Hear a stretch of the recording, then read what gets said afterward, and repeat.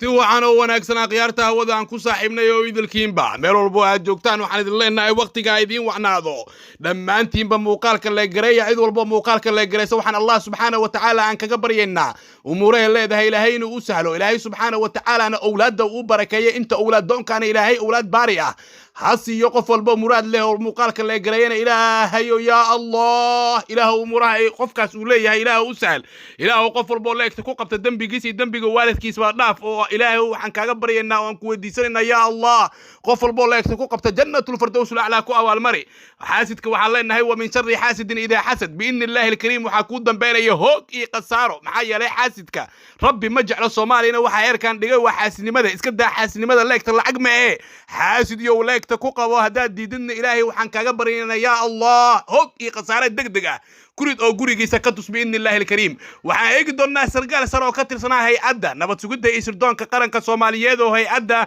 NISA ka goostay ayaa bilaabay in uu baraha bulshada ku baahiyo sawirro uu dukumiintiyo ah oo ay leeyihiin hay'adda NISA taas oo keentay in dawladda Soomaaliya iyo waliba shakhsiyaadka baraha bulshada uu ku faafiyay sawirradooda ay ku dacweeyaan dawladda Norway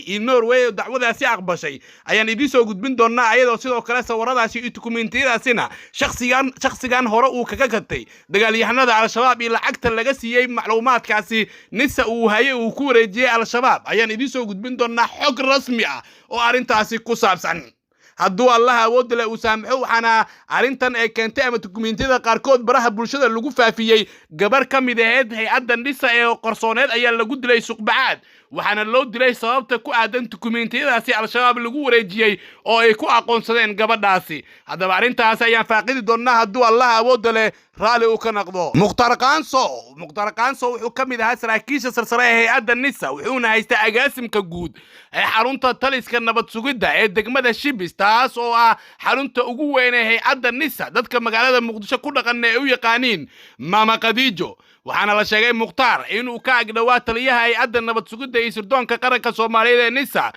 Fahad Yaasiin Xaaji Daahir waxaana Mukhtar uu hayay dhammaan dukumiintiyada sawirrada iyo waliba macluumaadka shaqaalaha hay'adda nabad sugidda iyo sirdoonka qaranka Soomaaliyeed ee NISA kuwaasi oo ah kuwa macluumaad khatar ah isla markaana la doonayo in la xifdiyo Mukhtar ayaa lagu dhaariyay kitaabka Qur'aanka Kariimka asoona lagu dhaariyay inuusan macluumaadkaasi cid kale uusan la wadaagin laakiin waxa qaaday hunguri iyo waliba dhaqaale yar oo adduunyo asoo isla markaasi gabi ahaanba buriyay kitaabkii Allah subhanahu wa ta'ala ee uu ku dhaarto ahaa inuu xifdiyo sirta shakhsiyaadkaasi iyo waliba dadkaasi ka tirsan hay'adda nabad sugidda iyo sirdoonka qaranka Soomaaliyeed ee NISA taas oo banaanka uu keenay isla markaana uu ka iibsaday macluumaadkii iyo sawirradii uu hayay dhammaantoodaba dagaalyahanada dhaqdhaqaaqa al-shabaab dad badan ayaa isweydiinaya muuqaalka daawanaya imise lacag ayaa Mukhtar la siiyay macluumaadka qaybihiisa dambe ayaad ku daawan doontaan hadduu Allah awood leh uu idmo cadeemo arintaasi ku aadan laakiin waxaan eegi doonaa Mukhtar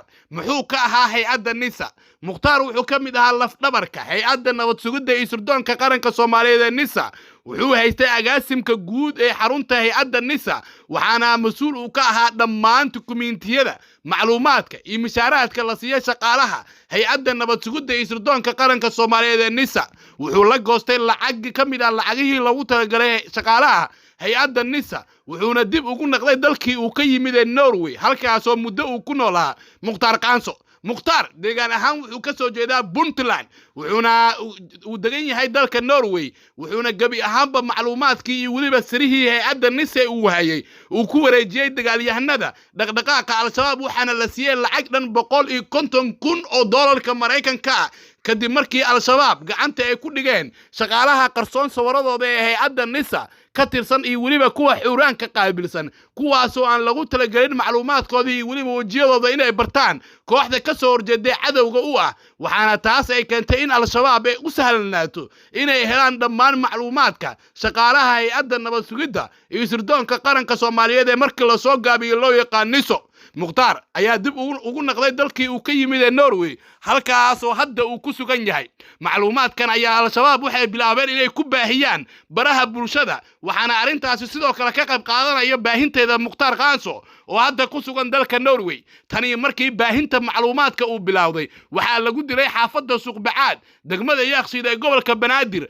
gabar ka mid ah gabdhaha macluumaadkooda lagu baahiyay baraha bulshada lana sheegay magaceeda isla markaana la baahiyay sawirkeeda iyo mishaarka ay qaadato taas oo keentay ayadoo aysan ogeyn in macluumaadkaasi lagu baahiyay baraha bulshada waaga markuu bariyo oo u soo shaqo tagaysay xarunta nisa waxaa lagu dilay isla Suqbacaad degmada Yaaqshiid ee gobolka Banaadir maalin koor tan oo dad badan oo ka tirsan howlwadeennada hay'adda nabad sugidda iyo sirdoonka qaranka Soomaaliyeed ee nisa ay ka naxeen macluumaadka hay'adda nisa ayaa hadda waxaa lagu baahinayaa baraha bulshada waxaana la arkayaa sawirro shakhsiyaad qarsoon oo si hoose ula shaqaynaya hay'adda nisa kuwa ka tirsan oo xubno ka ah hay'addaasi oo gabi ahaanba la wareejinayo baraha bulshada isla markaana la yaab ayaa la naqatay howlwadeennada hay'adda nabad sugidda iyo sirdoonka qaranka Soomaaliyeed ee nisa kalsooni darro aad u weyn ayay qaadeen shaqaalaha iyo howlwadeennada hay'adda nisa kadib markii sawiradooda qarsoonaa ee laga qaaday xafiiska ama xarunta hay'adda nisa ay ku arkeen baraha bulshada ayagoo la wareejinaya iyo sidoo kale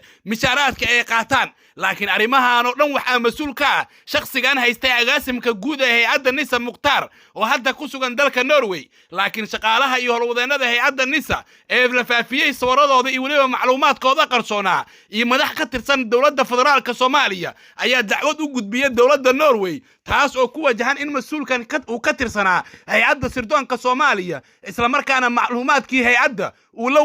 la wadaagay dagaalyahanada al-shabaab baraha bulshadana uu ku shaaciyay sawirro qarsoonaa taas oo noqonaysa dambi weyn waxaana la sheegay in hay'adda Norway ay aqbashay dacwadda ayadoona wararka aan helayno ay sheegayaan in mukhtaar shalay iyo maantaba la weydiiyay su'aalo dhowr ah kadib markii ay la kulmeen sirdoonka dalka Norway waxaana la sheegay in mukhtaar oo su'aalaha la weydiiyay ay ka mid tahay inuu calaaqaad ula leeyahay dagaalyahanada al-shabaab waxaana la soo hordhigay macluumaad ku aadan lacagaha dagaalyahanada al-shabaab uu ka siistay macluumaadka sawirada qarsoon ee hay'adda nisa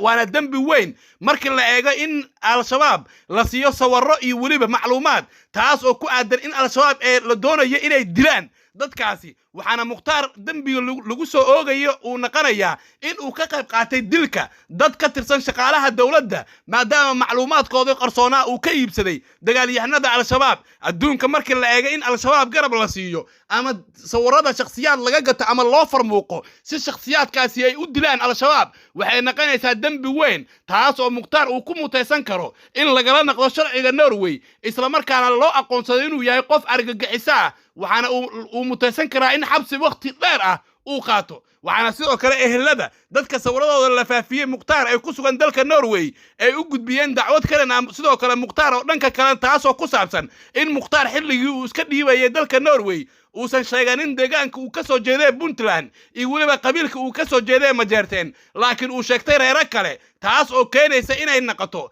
ama mukhtaar ku keenaysa inay naqato dambi kale oo ku aadan inuu ka been sheegay deegaankiisa iyo qabiilkiisa markuu marayay interviewga waxaana mukhtaar uu banaystay ama uu cadeystay inuu doonayo in la dilo dad badan oo ka tirsan howlwadeennada nisa asoona u fududeeyay al-shabaab dadkaasi inay dilaan waxaana ka mid ah gabadhan hadda lagu dilay xaafadda Suqbacaad ee degmada Yaaqshiid oo dilkeeda uu sahlay ama uu fududeeyay mukhtaar kadib markii macluumaadkeeda uu u gudbiyay dagaalyahanada al-shabaab haddaba arrintan xasaasiga wixii ku soo kordho waxaad ku maqli doontaan ama aad ku daawan doontaan barnaamijyada kale ee soo socda hadduu Allah awood leh uu saamaxo haddaad nagu cusub tahay program baleelka oo nagu soo biir sidaad u heshid macluumaadka qarsoon ee aan soo gudbinno dhammaantiin ba ilaahay aydin xifdiyo ilaahay umuuraha leedina sahlo allahumma la sahla illa ma jacaltahu sahlan faj'al umurana wa umur almuslimina kullaha sahla ilaahu dhammaanteen ba dambiga waalidkeen dhaaf ilaahu dhammaanteen ba umuuraha leenahay noo sahal ilaahu dhammaanteen ba waxaan ku weydiisanaynaa gargaarkaaga iyo kaalmadaada ilaahu na hareer mare cudurrada adduunka ka jira iyo waliba musiibooyinka adduunka ka jira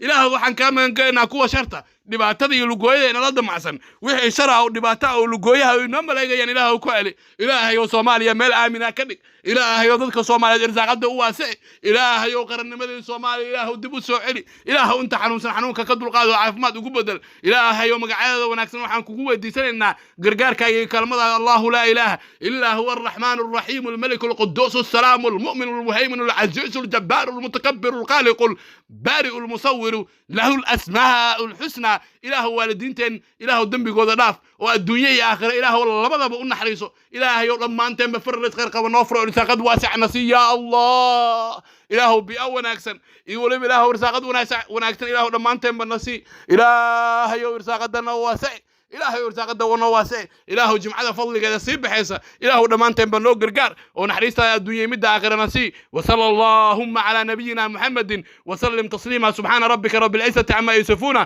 وسلام على المرسلين والحمد لله رب العالمين.